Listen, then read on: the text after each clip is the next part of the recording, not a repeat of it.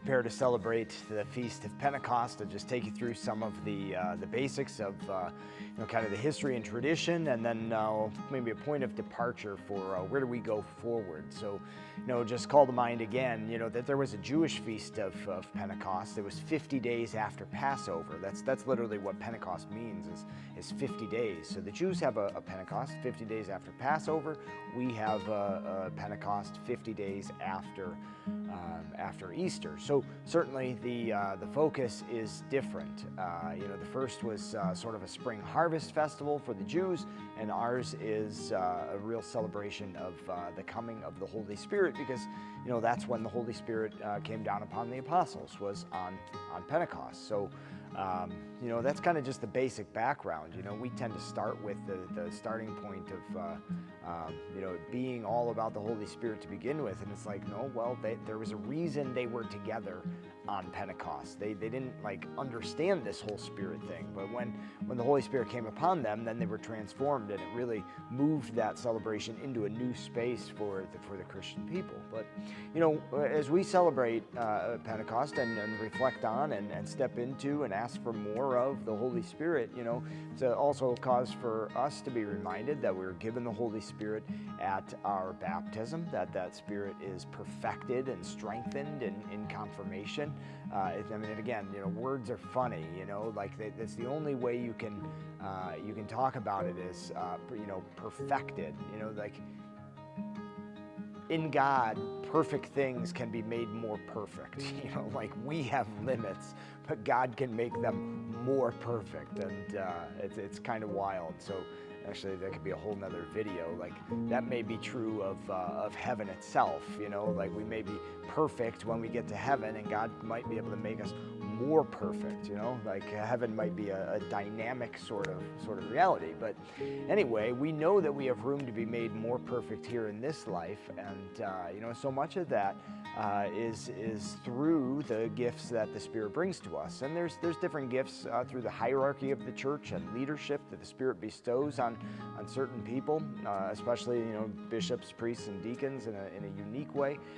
But all people, all baptized people, are given extraordinary gifts in the Lord. I won't go into all of them, but knowledge and prophecy, and even gifts of tongues for prayer, and interpreting those tongues for understanding that prayer. And there's a variety of these, and healing as well.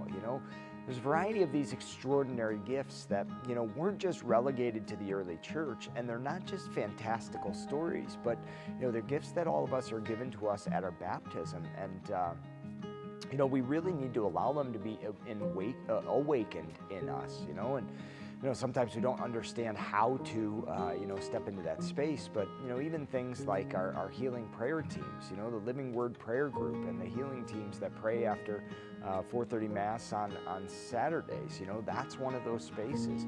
Some of you have experienced great healing and healing prayer services through ministries such as Peter's Shadow, or even when Father Jacob Barrow was here. There's somebody I need to follow up with, but he's telling me, he's like, I think my eyes were genuinely healed, from the prayer that night. It's like, wow, that's beautiful.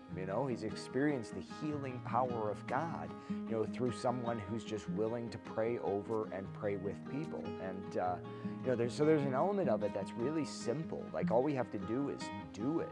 Say, yes, Lord, I want to exercise these gifts. On the other hand, in a group of people, we're able to better discern, what is it that God has called me to. We get into specific things.